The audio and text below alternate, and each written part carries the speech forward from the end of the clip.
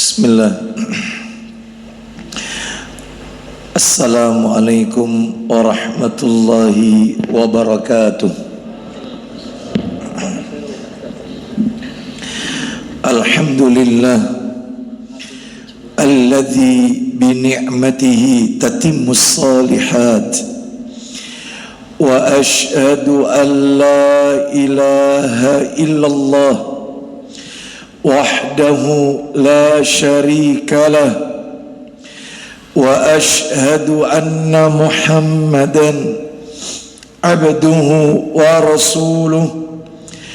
Ya ayyuhalladzina amanu taqullaha haqqa tuqatih wa la tamutunna illa wa antum muslimun.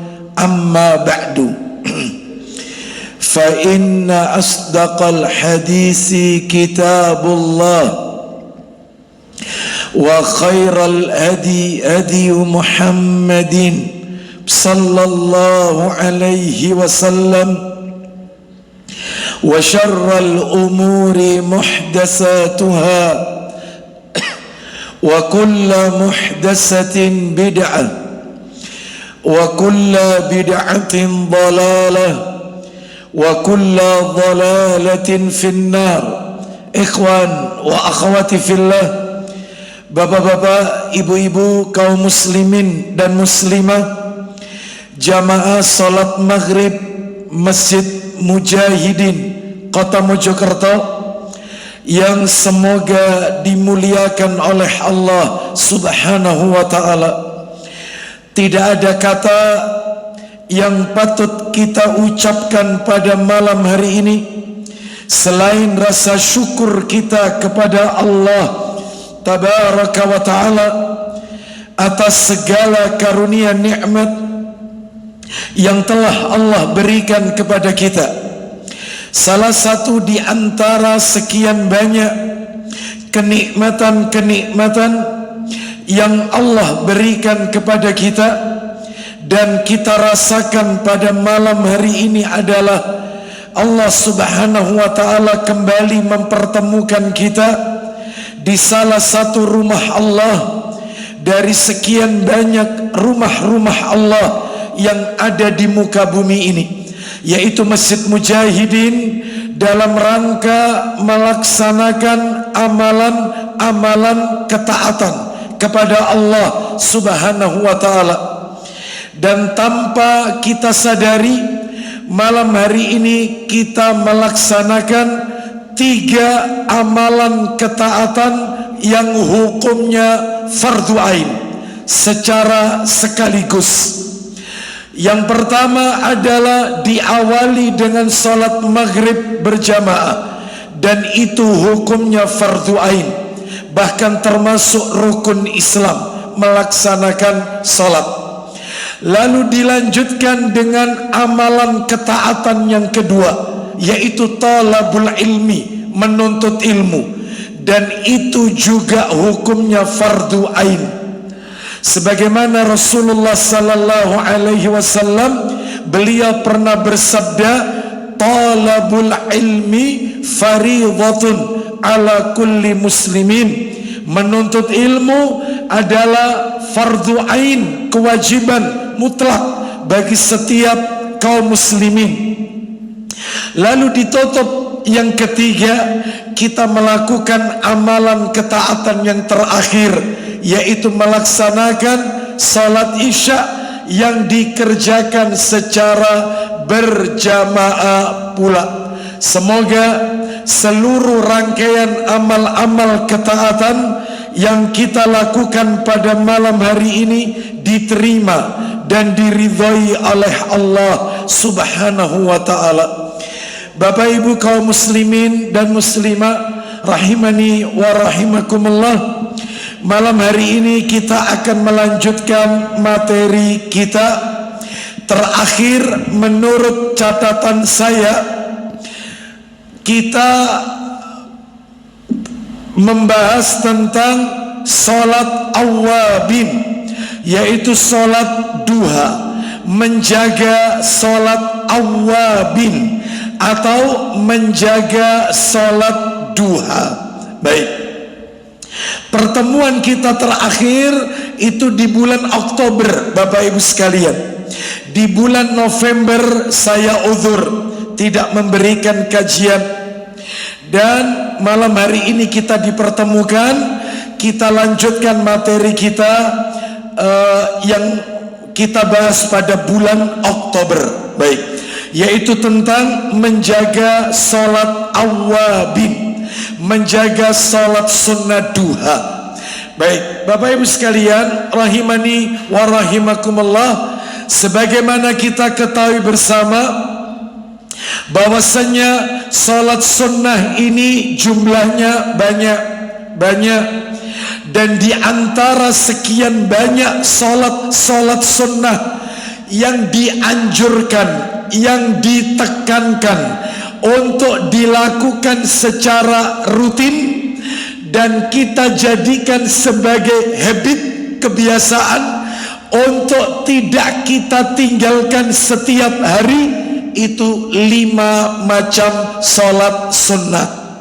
Jadi dari total sekian banyak sholat sunnah yang masuk nominasi ranking teratas untuk dilakukan secara acak, kontinu, istiqomah, dan jangan sampai ditinggalkan, 5 macam sholat sunnah.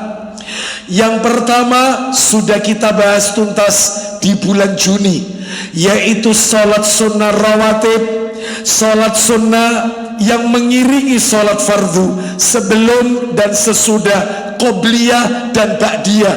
Namanya sholat sunnah rawatib, qobliyah subuh, qobliyah zuhur, ba'diyah maghrib, ba'diyah isya. Yang kedua, lah ini yang belum tuntas, harapannya malam hari ini bisa kita tuntaskan. Yang kedua adalah sholat sunnah duha. Yang ketiga, sholat sunnah isyraq. Yang keempat, sholat sunnah tahajud. Yang kelima, sholat sunnah witir. Inilah 5 macam sholat sunnah yang sebaiknya tidak kita tinggalkan, rutin kita kerjakan setiap hari. Baik, Bapak Ibu sekalian, rahimani wa rahimakumullah, kita masuk yang nomor 2, sholat sunnah duha. Sholat sunnah duha memiliki nama lain, yaitu awwabin. Nama lainnya sholat sunnah duha itu awwabin. Sebagaimana sabda Nabi yang waktu itu sudah kami sampaikan dan sebagian besar Bapak Ibu sudah mencatat, Rasulullah sallallahu alaihi wasallam bersabda, la yuhafidh ala salatid duha illa awwabun, qala wa hiya salatul awwabin. Artinya, tidaklah seseorang yang menjaga sholat duha kecuali orang itu awwab. Apa itu awwab? Orang yang banyak bertaubat kepada Allah. Lalu dikatakan, Nabi melanjutkan sabdanya, dan itulah sholatnya orang awwabin, sholatnya orang yang banyak bertaubat kepada Allah. Jadi yang benar sholat awwabin itu ya sholat duha itu. Awwabin sama dengan duha, duha sama dengan awwabin, yaitu. Jadi sholat awwabin itu bukan seperti anggapan sebagian kaum muslimin di luar sana yang 12 rakaat, tiap 2 rakaat salam ada wiridnya, ya, dikerjakan antara maghrib sampai isya, macam-macam. Bukan. Nabi nggak pernah ngajarkan itu, nggak pernah. Jadi awwabin itu adalah sholat duha. Kenapa disebut awwab? Karena itulah definisi dari orang yang banyak bertobat. Makanya orang kalau rutin sholat duha, maka dia tertulis di sisi Allah orang yang banyak taubatnya. Karena nama lainnya duha itu awwab, awwabin. Baik, kita lanjutkan. waktu itu kita sudah bahas menurut catatan saya di bulan Oktober definisi sholat awabin. Sudah kita lewati ya, kita lewati. Yang kedua, fadilah, keutamaan sholat duha atau sholat awabin, itu juga sudah saya sampaikan, tidak perlu kami ulang kembali. Terus lah yang ketiga ini terakhir di sini waktu di bulan Oktober itu. Apa yang ketiga? Yang ketiga adalah hukum mengerjakan sholat sunnah duha atau hukum mengerjakan sholat sunnah awabin. Baik, saya singgung sedikit, kami review saja terkait hukumnya. Ulama berbeda pendapat. Sebagian ulama, salah satunya yaitu yang dikatakan oleh Ibnu Taimiyah rahimahullah dan muridnya Ibnu Taimiyah namanya Al-Imam Ibnul Qayyim Al-Jauziyah rahimahullah. Jadi Ibnul Qayyim itu muridnya Ibnu Taimiyah. Jadi guru dan murid ini berfatwa sholat sunnah duha itu tidak boleh rutin dilakukan, nggak boleh. Sholat sunnah duha itu tidak dilakukan tiap hari terus menerus, enggak. Ini katanya Ibnu Taimiyah loh ya, dan Ibnu Qayyim. Baik, lo mereka punya dalil, punya. Waktu itu sudah tak sampaikan di bulan Oktober, mereka pakai riwayat Muslim. Jadi ternyata disebutkan Rasulullah Sallallahu Alaihi Wasallam itu baru mengerjakan sholat sunnah duha kalau pulang dari bepergian safar. Jadi kalau mukimin gak bepergian gak perlu. Berarti sholat sunnah duha itu dilakukan kalau ada sebabnya. Kalau ndak ada sebabnya gak perlu. Sekali lagi lo ya, ini kata Ibnu Taimiyah, kita hormati pendapat ini karena dalilnya kuat. Bahkan Aisyah ketika ditanya apakah Rasulullah melakukan sholat duha, tidak, enggak, Nabi nggak melakukan. Jadi terus apa lagi? Dalil yang mereka pakai adalah Abu Hurairah radhiyallahu an pernah meminta nasihat kepada Nabi. Lalu kemudian Rasulullah Sallallahu Alaihi Wasallam memberikan nasihat kepada Abu Hurairah 3 nasihat. Yang pertama, puasa 3 hari setiap bulan, Ayyamul Bid. Yang kedua adalah sholat, yaitu sholat duha. Yang ketiga, sholat witir sebelum tidur. Sholat witir sebelum tidur, witir sebelum tidur. Nah, kata para alim ulama, kenapa kok wasiatnya Nabi itu kepada Abu Hurairah tentang puasa 3 hari setiap bulan, sholat duha dan witir sebelum tidur? Jawabannya, karena sahabat Abu Hurairah radhiyallahu an di malam hari beliau selalu menghafalkan hadis-hadis Nabi, sehingga beliau tidak mengerjakan tahajud. Makanya Nabi ngasih wasiat gantinya sholat duha di pagi hari. Makanya orang kalau malam tidak tahajud maka boleh, yaitu di paginya sholat duha. Tapi kalau malamnya sudah tahajud nggak perlu sholat duha, karena sholat duha itu dilakukan nek ono sebabnya. Kalau tidak ada sebabnya nggak perlu. Sekali lagi, ini fatwanya Ibnu Taimiyah dan Al-Imam Ibnu Qayyim Al-Jauziyah rahimahullah. Baik, kita hargai pendapat ini. Sekarang pendapat yang kedua, ini yang kuat. Tapi kita tidak boleh menyalahkan orang yang mengatakan kekeh, oh gak bisa sholat duha itu kalau malamnya tidak tahajud, atau kamu pulang dari safar baru duha, nek rutin tiap hari, endi dalile? Jangan dibantah. Ya sudah, diam aja, karena dalilnya kuat, dalilnya ada seperti itu. Bahkan disebutkan ini dalam riwayat Muslim, yaitu Ibnu Umar radhiyallahu anhuma ketika ditanya oleh Muwarraq, apakah engkau sholat duha? Ibnu Umar menjawab tidak.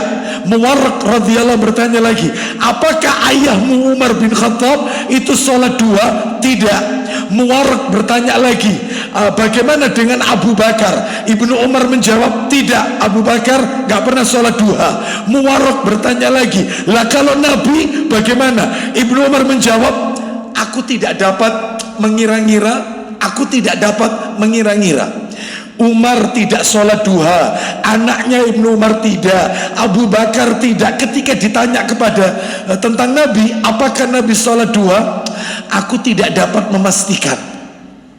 Nah, berarti kalau begitu Bapak Ibu sekalian, ini kuat pendapatnya. Jadi tidak boleh rutin. Baik ya, kita tinggalkan pendapat pertama.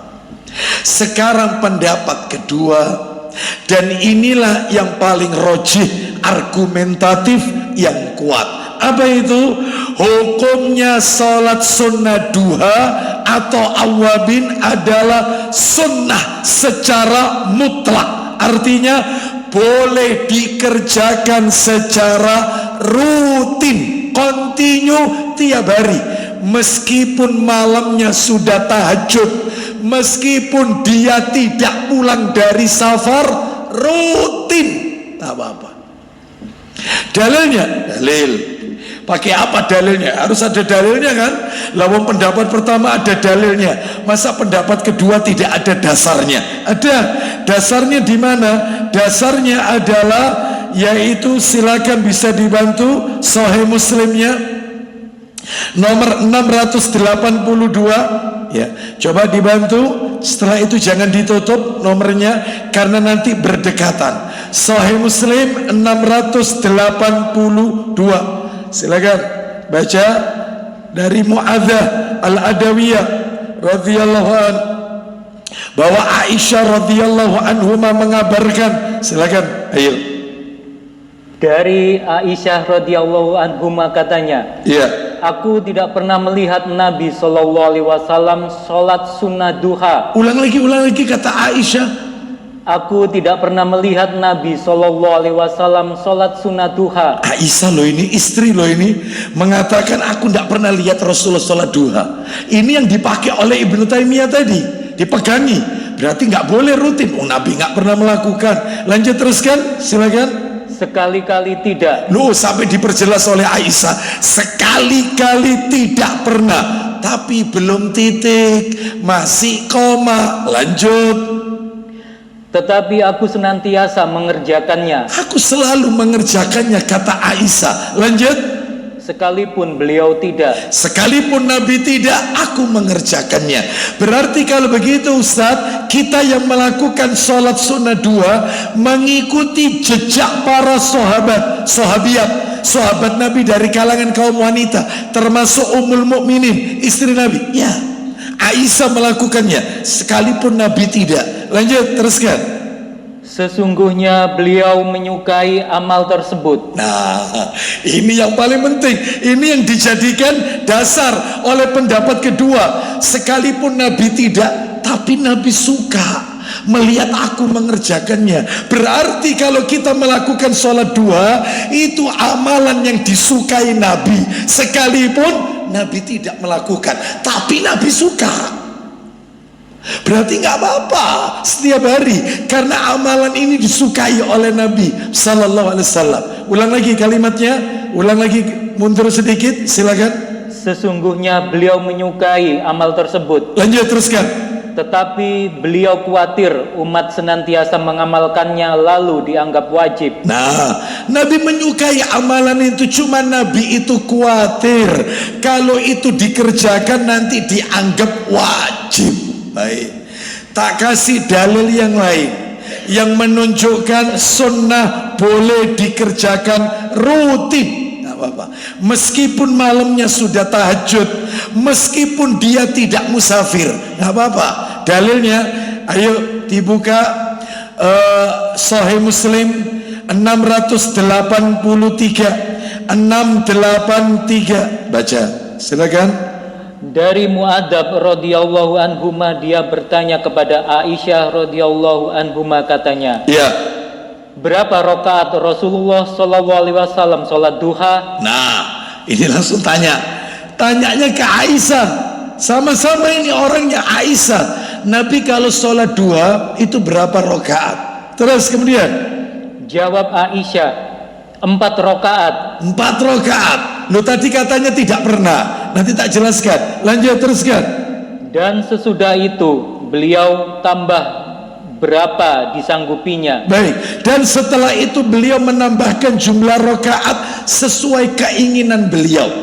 Loh, ini maksudnya gimana? Jadi rupanya kata para alim ulama, terkadang Nabi mengerjakan, terkadang tidak. Karena Nabi khawatir kalau amalan itu nanti dianggap wajib. Baik.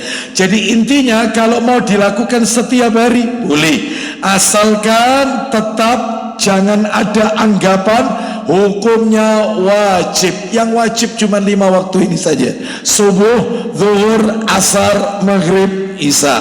Baik, Bapak Ibu sekalian rahimani wa rahimakumullah, yang terakhir pendapat mohon maaf, dalil yang terakhir yang mengatakan boleh dilakukan secara rutin, bisa kita lihat keterangan Al-Hafidz Ibnu Hajar Al-Asqalani rahimahullah dalam kitab Fathul Bari.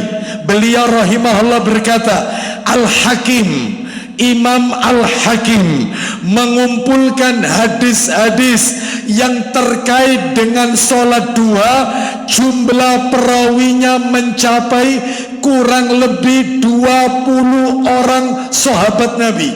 20 orang sahabat Nabi meriwayatkan bolehnya sholat sunnah duha dilakukan secara rutin, sah, nggak apa-apa.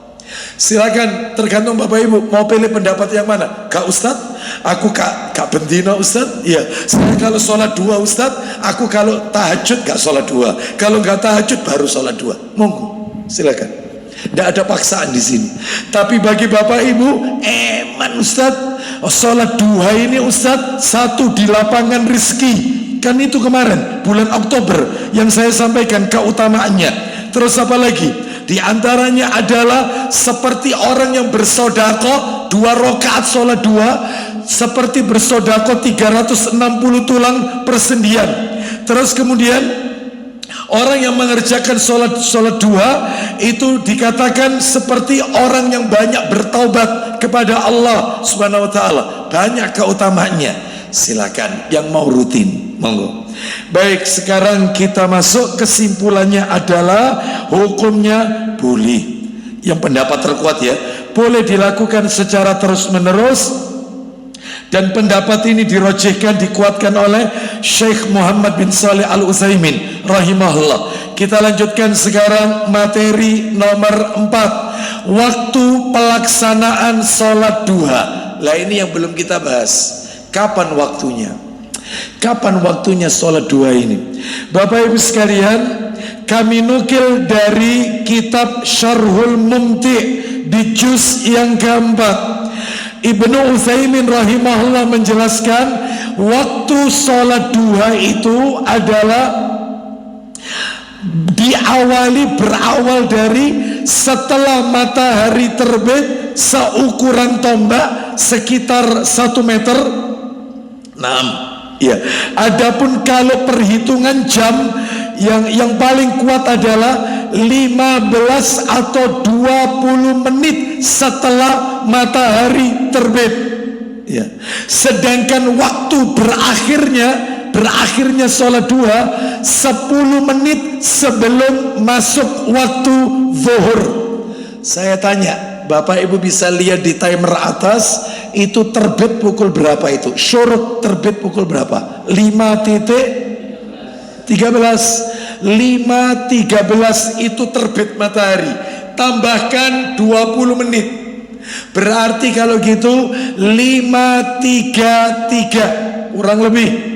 Ya, 5.30 atau 5.33. Loh Ustadz, kan berarti sama dengan isyraq. Nah, nanti tak jelaskan apa bedanya dengan syuruk sholat sunnah isyraq. Nah, nanti saya jelaskan. Baik, yang penting panjenengan sudah tahu kapan sholat sunnah duha itu dikerjakan. 15 atau 20 menit setelah matahari terbit. Berakhirnya 10 menit sebelum zuhur. Ini kalau dilihat di atas timer, zuhur pukul berapa? 11 titik berapa? 13 30 berarti kurang lebih 11.15, jam 11 lewat seperempat atau 11 lewat 20 selesai sholat duha. Baik, itu materi yang nomor 4 tentang waktu pelaksanaan. Sekarang yang nomor 5 masih seputar sholat duha. Yang nomor 5 adalah sholat duha atau sholat awabin, nama lainnya, juga dianjurkan meskipun sedang musafir. Meskipun musafir dianjurkan, meskipun perjalanan jauh. Mana dalilnya? Dalil disebutkan oleh Ibnu Utsaimin rahimahullah. Kita bisa dapatkan keterangannya dalam fatwa Nur alal Darb di juz yang pertama. Apa kata Ibnu Utsaimin rahimahullah? Semua perkara sunnah, saya ulang, semua hal yang sifatnya sunnah tidak gugur kesunahannya bagi musafir, nggak gugur.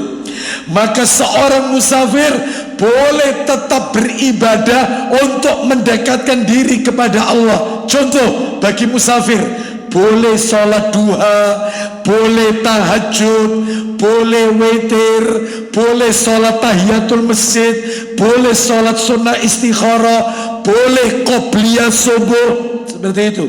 Kecuali qobliyah zuhur dan ba'diyah zuhur, itu kalau musafir kan dijamak qasar, maka tidak ada qobliyah, tidak ada ba'diyah. Ya, termasuk maghrib sama isya dijamak atau dijamak qasar, maka tidak ada ba'diyah, tidak ada qobliyah. Tapi kalau subuh tetap ada qobliyah subuh meskipun musafir. Jadi dalam hal ini tidak gugur amalan-amalan tersebut meskipun di atas kendaraan, bus, kereta, pesawat, kapal dan seterusnya, maka tetap boleh kerjakan sholat-sholat sunnah yang diajarkan oleh Nabi Sallallahu Alaihi Wasallam. Baik, jadi ini menunjukkan kepada kita boleh sholat duha di perjalanan, boleh. Misalnya nih, Bapak Ibu sekalian, ketika dalam musafir mampir ke rest area, dan di rest area itu ada masjidnya, dan waktunya masih memungkinkan untuk sholat duha, jam 10, setengah 11 Anda mampir, masuk masjid, ambil air wudhu, sholat 2 rakaat. Karena yang tidak boleh itu adalah yaitu menjadikan masjid sebagai tempat untuk buang hajat saja, yaitu di toiletnya masjid, atau hanya sekadar untuk dilalui saja, atau dijadikan sebagai tempat rekreasi. Banyak yang kayak gini, masjid-masjid hanya dijadikan sebagai media selfie.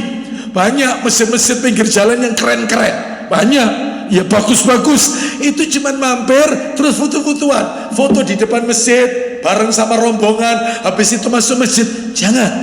Kata Nabi, salah satu tanda kiamat, kiamat itu sudah mulai dekat manakala sudah banyak orang-orang yang berlomba bermegah-megahan bangun masjid dan menjadikan masjid sebagai tempat wisata. Masjid ini sebagai wisata. Jadi apa, difotoi, jadi dia tidak sholat. Masuk masjid itu apa, ornamennya bagus, ya, nanti keramiknya apa, habis itu berangkat keluar. Nggak boleh yang kayak gini. Dan saya seringkali menyaksikan yang seperti ini, seringkali di beberapa tempat rest area, baik itu, mohon maaf saya tidak sebut nama masjidnya, baik di daerah Taman Dayu, entah itu di daerah Pandaan, entah itu di daerah tempat-tempat yang lain yang besar-besar, nah yang megah-megah, itu cuma sekedar foto-fotoan, hanya foto-fotoan, dan dia tidak sholat tahiyatul masjid. Mestinya masuk masjid tahiyatul masjid, niatnya boleh dirangkap 2 rakaat, niatnya tahiyatul masjid plus sholat duha. Kalau memang waktunya masih 2, nggak apa-apa, boleh. Jadi ini menunjukkan musafir tetap tidak gugur untuk menjalankan sunnah Nabi Sallallahu Alaihi Wasallam, dalam hal ini sholat sunnah. Baik, kita lanjutkan. Kan ada orang seperti ini, ya, setiap kali di perjalanan yang dicari itu masjid, mampir pokoknya ono masjid untuk buang hajat, kencing dong, kencing terus pergi. Banyak ndak yang kayak gini. Ya ini tanda-tanda kiamat sudah semakin dekat. Ya, aku kok geblek. Tolong, dia ndak jari pom bensin, enggak. Nek ono masjid pokok mampiro, ya tak pikir sholat, sholat tak? Enggak, aku geblek ngoyo. Ya ini tanda-tanda kiamat. Ya nggak boleh. Maka masuk masjid, ambil air wudhu, sholat 2 rakaat. Setelah itu lanjutkan perjalanan. Baik, kita lanjutkan yang ke-6, jumlah rakaat sholat sunnah duha. Nah ini jumlahnya. Bapak Ibu sekalian, rahimani wa rahimakumullah, salat sunnah duha ini jumlah rakaatnya tidak terbatas. Untuk jumlah rakaatnya tidak terbatas. Yang dibatasi itu waktunya. Waktunya 20 menit setelah terbit dan 10 menit sebelum zuhur, itu waktunya. Kalau jumlah rakaatnya tidak terbatas. Makanya bagi Bapak Ibu sekalian yang mungkin libur, tidak ada kegiatan, ya lebih banyak waktunya di dalam rumah, maka panjenengan boleh salat sunnah duha itu diawali 20 menit setelah matahari terbit, 2 rakaat. Setelah itu zikir, ada zikirnya, nanti kita ajarkan. Setelah itu sholat lagi 2 rakaat. Setelah itu zikir. Apalagi ibu-ibu, waktunya lebih banyak di rumah, mungkin kegiatan masak dan seterusnya. Terus sholat lagi 2 rakaat, terus wirid lagi, zikir lagi. Ternyata total sampai menjelang zuhur, totalnya 40 rakaat. Itulah sholat duha. Sholat sunnah duha tidak ada batasan rakaat. Yang dibatasi itu cuman waktunya, jumlahnya tidak terbatas. Bisa dipahami di sini. Dan cara mengerjakannya 2 rakaat salam, 2 rakaat salam, sebagaimana hadis Nabi. Ada Ibnu Majah kitabnya? Ada? Nah, jilid 1 Ustaz. Nomornya belakang 1097. Kita dengarkan Ibnu Majah 1097 dari Ibnu Umar radhiyallahu anhuma. Dia berkata, Rasulullah sallallahu alaihi wasallam bersabda, ya 1097, salatul laili wan nahari masna masna. Silakan baca. Dari Ibnu Umar, dari Rasulullah sallallahu alaihi wasallam, bahwa beliau bersabda, isinya salat sunnah malam hari dan siang hari 2 rakaat, 2 rakaat. salat sunnah yang dikerjakan siang hari dan malam hari 2 rakaat salam, malam dan siang ya, 2 rakaat salam, 2 rakaat salam. Makanya sholat tarawih kan malam hari, 2 rakaat salam, 2 rakaat salam. Tahajud 2 rakaat salam, 2 rakaat salam.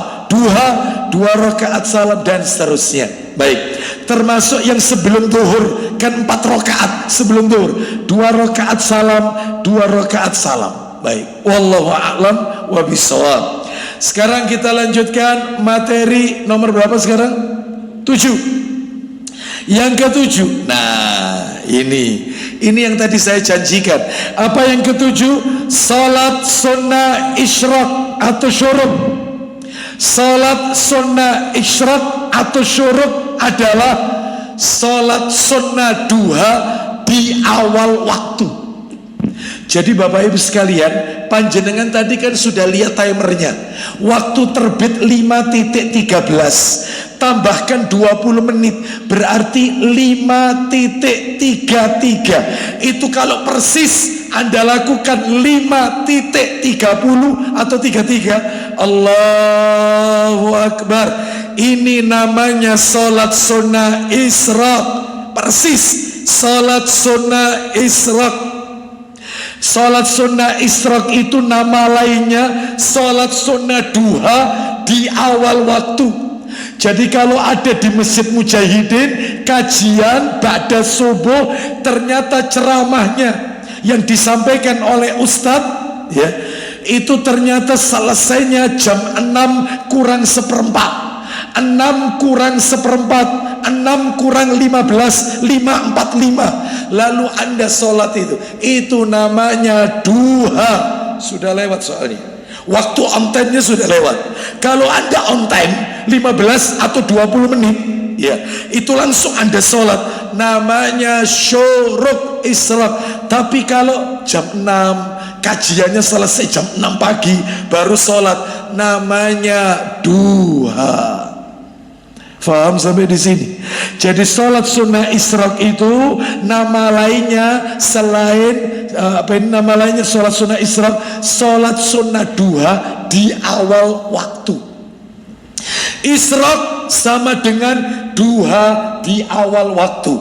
Isyraqnya molor, ya waktunya lewat, duha saja, garis miring awabin. Sudah mulai paham sekarang. Jadi sholat sunnah isyraq ini sholat sunnah yang dikerjakan di awal waktu duha, awal waktu, itu namanya isyraq. Wallahu a'lam bishawab. Mana dalilnya? Dalil minta tolong Sahih Targhib jilid 1 nomor 464 464. Silakan. 464, ya, silakan dibaca. 464, kita dengarkan. Dari Anas bin Malik radhiyallahu an, dia berkata, kita dengar, ya, Rasulullah sallallahu alaihi wasallam bersabda, man shallas subha fi jama'atin, silakan. Barang siapa sholat subuh dengan berjamaah, subuhnya berjamaah, summa qa'ada yadhkurullaha hatta tatlu asyamsu, silakan. Kemudian duduk berzikir kepada Allah sampai matahari terbit. Baik, jadi dia duduk nggak pulang di masjid itu, dia duduk zikir terus kemudian sampai matahari terbit. Seperti suruk ini, matahari terbit ini isyraq, suruk, ya. Bisa jadi digunakan baca Quran, bisa jadi zikir pagi petang, bisa jadi dengarkan taklim kajian. Kalau di masjidnya tidak ada taklim, mungkin melihat kajian ustadz-ustadz kita secara online bisa, atau mungkin lihat kajian ustadz-ustadz kita di media sosial, YouTube dan seterusnya. Maka sampai suruk, ya. Intinya dia menunggu matahari terbit, dia melakukan berbagai macam amalan-amalan ketaatan, amalan-amalan kebajikan, seperti itu. Terus lanjut, apa yang terjadi? Summa sholli raka'ataini, silakan. Summa shalla raka'ataini, silakan. Kemudian sholat 2 rakaat. Nah, setelah sorot matahari terbit, dia sholat 2 rakaat. Kanat lahu ka'ajri hajjatin wa umratin, silakan. Maka dia meraih pahala seperti pahala haji dan umroh.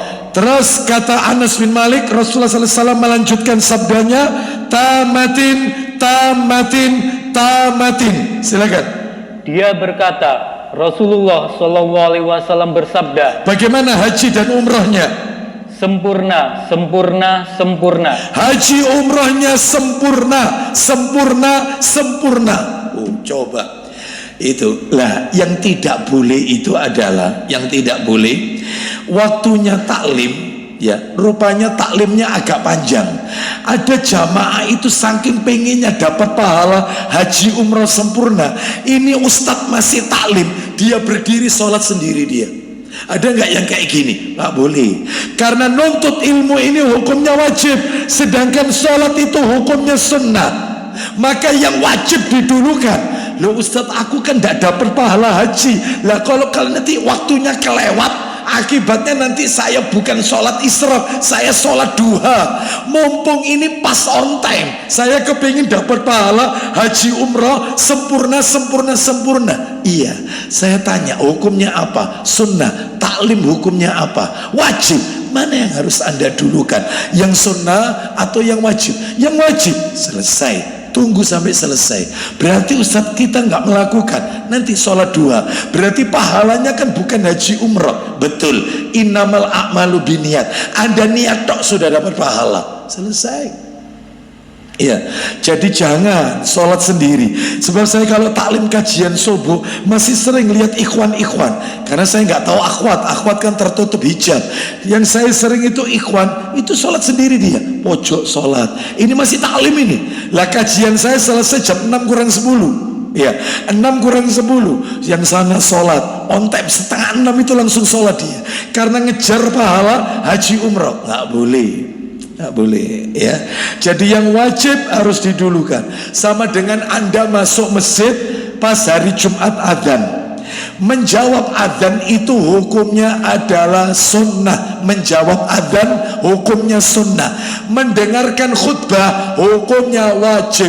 Maka begitu masuk masjid pas adzan Jumat, langsung sholat tahiyatul masjid, langsung. Sehingga setelah sholat siap dengarkan khutbah. Yang banyak terjadi adalah ngejar yang sunnah, yang wajib keteter, yang wajib kehilangan. Contoh, pas waktunya adzan dia diam, nirukan adzan. La ilaha illallah, la ilaha illallah Muhammad Rasulullah. Allahumma rabb hadhihi. Khotib naik mimbar. Innal hamdalillah, dia baru salat. Allahu akbar. Salah. Ya, dengarkan khutbah ini wajib. Ya, sedangkan menjawab adzan itu hukumnya sunnah. Lah kalau itu bukan adzan Jumat, beda.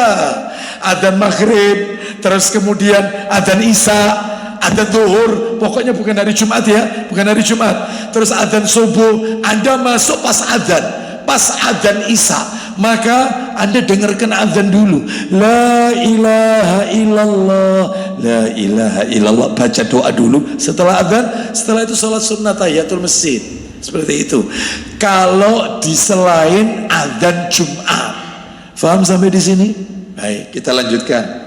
Sebab ada orang itu ngejar sunnah, wajibnya kehilangan. Contoh, tiap malam tahajud tapi subuh kerinan. Ya apa gini? Wow, jam 2 bangun, ya setengah 3 bangun tahajud 8 rakaat plus witir. Setelah itu nunggu subuh kok suwe, tidur, bangun setengah 5, sudah azan. Berarti dia ngejar yang sunnah, yang wajib kehilangan. Salah. Mestinya dalam hal ini adalah yang wajib ditekankan untuk dilakukan, diutamakan, didahulukan. Artinya jangan sampai ketinggalan. Ya. Baik, kita lanjutkan. Jadi sholat sunnah isyraq itu nama lainnya sholat sunnah duha pada awal waktu. Baik. Sekarang materi nomor berapa sekarang? 8 ya, nomor 8. Salat sunnah isyraq apakah juga berlaku untuk wanita? Nah, ibu-ibu kan tidak di masjid sholatnya. Sedangkan sholat sunnah isyraq tadi kan dalilnya subuhnya berjamaah, lalu dia tidak pulang menunggu sampai matahari terbit. Dia berzikir menanti matahari terbit. Lah wanita kan sebaik-baik sholat di rumah, apakah juga dapat pahala haji dan umrah layaknya laki-laki yang sholat di masjid? Nih, dengarkan jawabannya Ibnu Utsaimin rahimahullah dalam Fatawa Nur al-Darb di juz yang ke-7. Beliau Ibnu Utsaimin rahimahullah berkata, Zohir hadis tentang sholat sunnah isyraq adalah juga adalah untuk kaum laki-laki. Zohir, karena wanita tidak diperintah berjamaah di masjid. Gak diperintah. Yang diperintah itu laki-laki. Wanita itu perintahnya di rumah. Baik. Akan tetapi, nah belum titik, masih koma.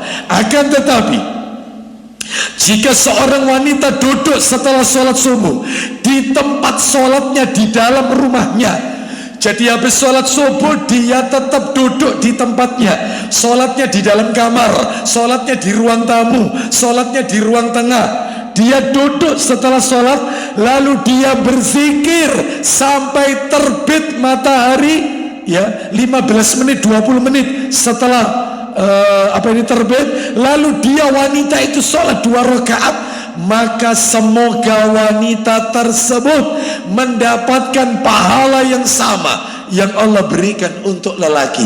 Zohirnya hadis tadi untuk laki-laki, karena perintah berjamaah di masjid laki-laki, wanita tidak diperintahkan. Tapi kalau wanita sholat sunnah isyraq di rumah dan dia tetap di tempat sholatnya, lah kalau misalnya tidak di tempat sholatnya, disambi sama masa air menyiapkan kebutuhan suami, anak-anak mau sekolah, disiapkan sarapannya, tapi mulut tetap berkomat kamit. Subhanallah, alhamdulillah. Pokoknya zikir. Gimana ini? Apakah juga dapat? Maka double pahalanya.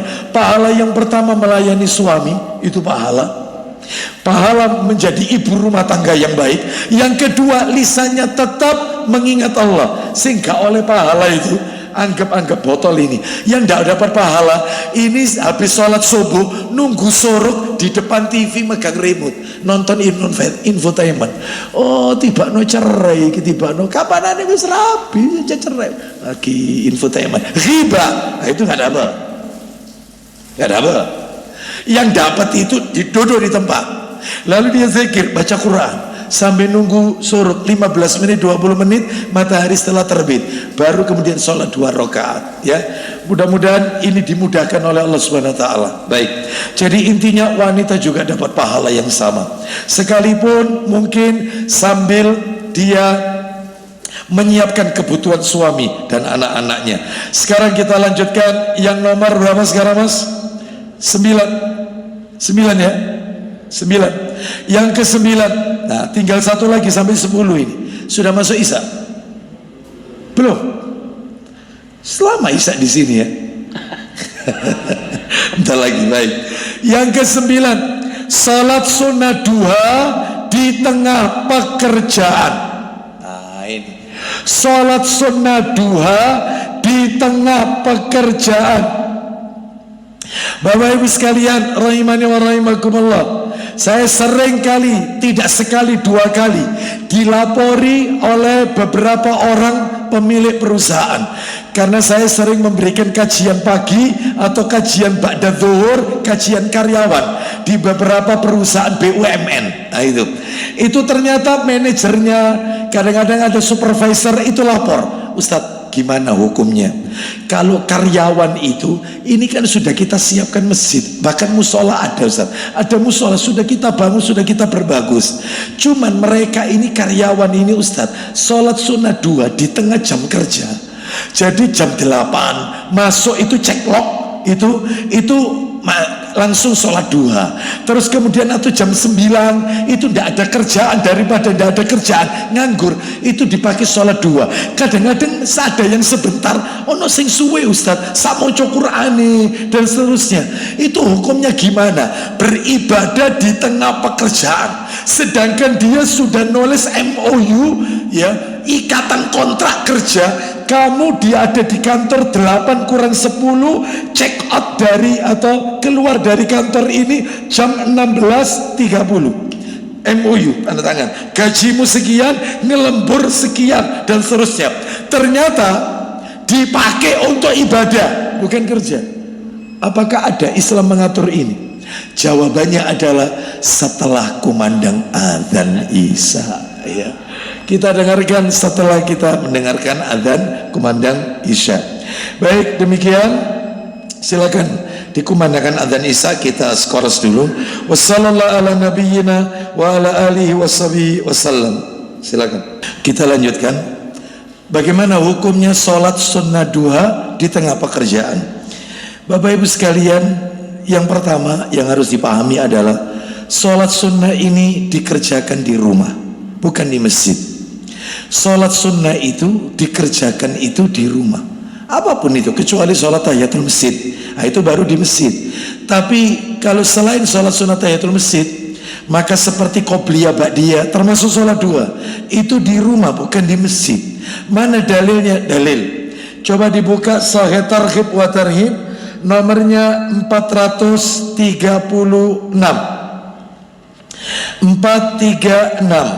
Coba kita dengarkan 436. Ya, dari Jabir bin Abdullah radhiyallahu an, dia berkata, silakan. Dari Jabir yaitu bin Abdullah radhiyallahu an, dia berkata, ya, Rasulullah sallallahu alaihi wasallam bersabda, "Idza qada ahadukumus shalah fi masjidihi falyaj'al li baitihi nasiban min salatihi." Silakan. apabila salah seorang dari kalian menyelesaikan sholatnya di masjidnya, nah, sholat wajib di masjid, terus maka hendaknya dia menyisakan sebagian sholatnya untuk rumahnya. Nah, sholat sunnah di rumah. Kenapa? Fa innallaha ja'ilun fi baitihi min sholatihi khairan. Silakan. Karena Allah menjadikan kebaikan dari sholatnya di rumahnya. Nah, sholat yang dikerjakan di rumah, sholat sunnah, itu rumah itu penuh dengan kebahagiaan, penuh dengan kebaikan. Laki-laki wajibnya di masjid, sunnahnya di rumah. Ibu-ibu, kaum wanita, para akhwat, sholat wajib dan sholat sunnahnya di rumah. Namun mereka tidak terhalangi untuk diberikan kesempatan sholat di masjid. Tidak ada larangan untuk itu. Baik, saya tambahkan satu dalil lagi. Coba Sahih Targhib wa Tarhib nomor 440. Silakan. 440. Silakan. Dari Zaid bin Sabit radhiyallahu an bahwa Nabi sallallahu alaihi wasallam bersabda, "Sallu ayyuhan nas fi buyutikum." Silakan. Wahai manusia, salatlah di rumah-rumah kalian. Fa inna afdhala salatil mar'i fi baitihi illa salatal maktubah. Silakan. Karena salat seseorang yang paling afdol adalah di rumahnya, kecuali salat wajib. Nah, kecuali salat wajib itu di masjid, sunnahnya di rumah. Baik, berarti karyawan tadi salat sunnahnya di masjid perusahaan, maka ini sudah keliru ini. Ya, mestinya ketika setelah suruk itu bisa dia lakukan. Ya, sebelum berangkat ke kantor boleh dikerjakan, nggak apa-apa. Terus yang kedua, jawaban terakhir ini, tidak boleh kita itu mendolimi orang lain. Dengan kita mengerjakan sholat di masjid perusahaan di jam-jam kerja, maka itu sebuah bentuk kezaliman yang dilakukan oleh seseorang kepada perusahaan. Nggak boleh. Berarti karyawan ini karyawan yang tidak amanah, karena dia sudah tanda tangan MOU, kontrak kerja. 8 kurang 10 sudah dia harus di kantor, 16.30 keluar kantor. Dia sholat 2 jam 8 setelah check out atau jam 9, karena beranggapan tidak ada kesibukan. Nggak boleh, zalim ini. Karyawan tidak amanah. Jangankan begitu, Pak. Mohon maaf ini, mohon maaf. Ini kita lagi di depan laptop ini ya, laptop ini. Teman kita ada di samping ini, meja kerja teman kita di samping. Kita lagi ngetik ini, kita tanya, wih, bal-balan Persibaya piro-piro. Kira-kira ada kaitannya sama pekerjaan? Tidak ada. Zalim. Maka gaji yang dia terima tidak barokah, karena tidak amanah. Contoh lagi, pakai wifi kantor dipakai main game, atau mungkin dipakai untuk sesuatu yang tidak ada korelasinya sama perusahaan. Karyawan tidak amanah. Satu kertas HVS milik kantor diambil untuk dibuat coret-coret yang tidak ada kaitannya sama job desk pekerjaan. Tidak amanah. Rezekinya tidak barokah. Jam kantor jam 10 belum istirahat, telepon istrinya, Assalamualaikum, Waalaikumsalam, kon masa apa dino iki? Ada kaitannya sama kantor? Nggak ada. Tidak amanah. Rizki tidak barokah. Sulit cari karyawan amanah. Makanya saya seringkali kalau bahas ini di kantor-kantor, itu banyak di antara mereka yang kena. Kalau begitu banyak yang kita lakukan, Anda tidak jam istirahat. Kecuali jam istirahat Anda pakai telepon, Anda pakai game, silakan Anda pakai sholat sunnah. Jam istirahat ini jam kantor, jam kerja. Nggak boleh ya. Mobil kantor dipakai kepentingan pribadi, dibawa pulang, memang ada fasilitas, dan itu untuk kebutuhan dia, rumah kantor rumah, dipakai rekreasi ya. Maka ini nggak boleh, tidak amanah. Wah, kalau bahas ini kena semua ini banyak ya.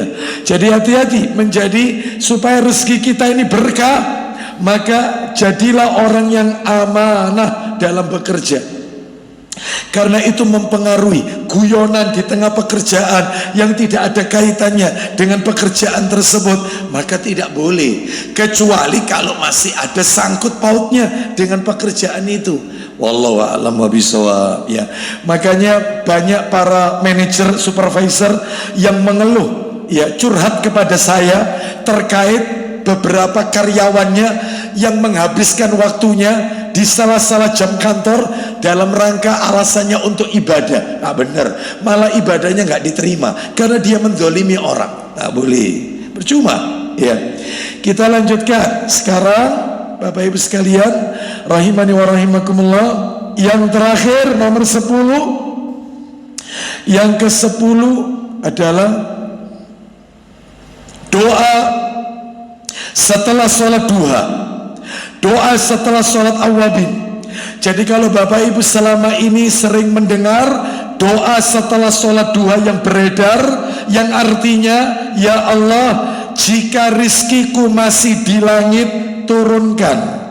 Jika rizkiku masih berada di dalam bumi, keluarkan. Jika rizkiku masih jauh, dekatkan. Ternyata riwayatnya dhaif, lemah.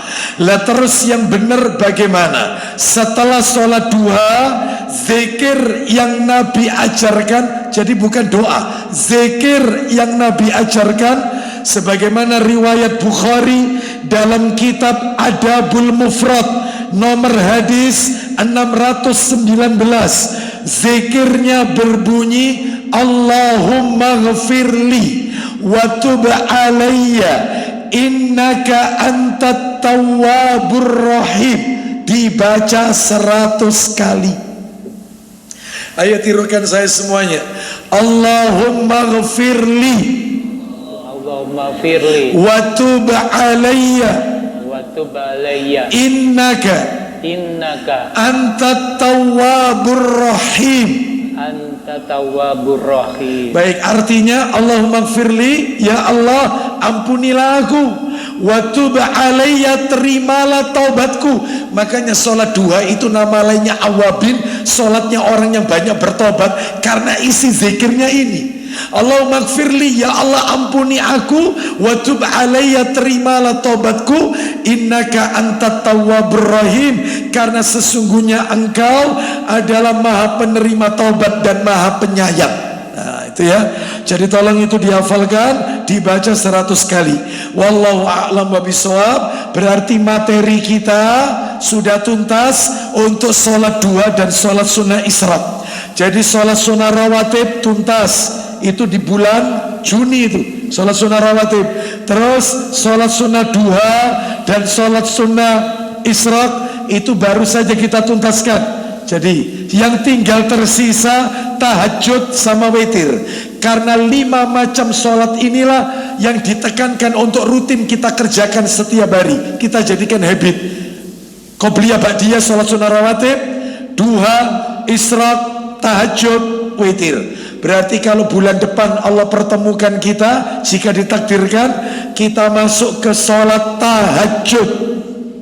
Dan gandengannya tahajud, karena di malam hari itu sekalian dengan tarawih. Itu karena masih ada korelasinya itu ya. Terus kemudian witir. Wallahu a'lam bishawab. Baik, sebelum kita tutup dengan kafaratul majelis, silakan barangkali ada yang mau bertanya.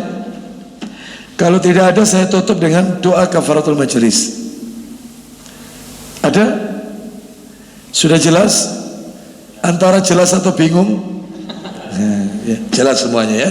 Baik, kalau tidak ada, kita tutup dengan doa kafaratul majelis. Semoga Allah memberikan ilmu yang bermanfaat kepada kita. Semoga Allah menjadikan kita orang-orang yang istiqomah dalam melaksanakan perintah Allah dan sunnah Nabi sallallahu alaihi wasallam dalam kehidupan sehari-hari. Kita akhiri wassallallahu ala nabiyyina wa ala alihi washabihi wasallam. Subhanakallahumma wa bihamdika asyhadu an la ilaha illa anta astaghfiruka wa atubu ilaik. Wa akhiru da'wana anil hamdulillahi rabbil alamin. Assalamualaikum warahmatullahi wabarakatuh.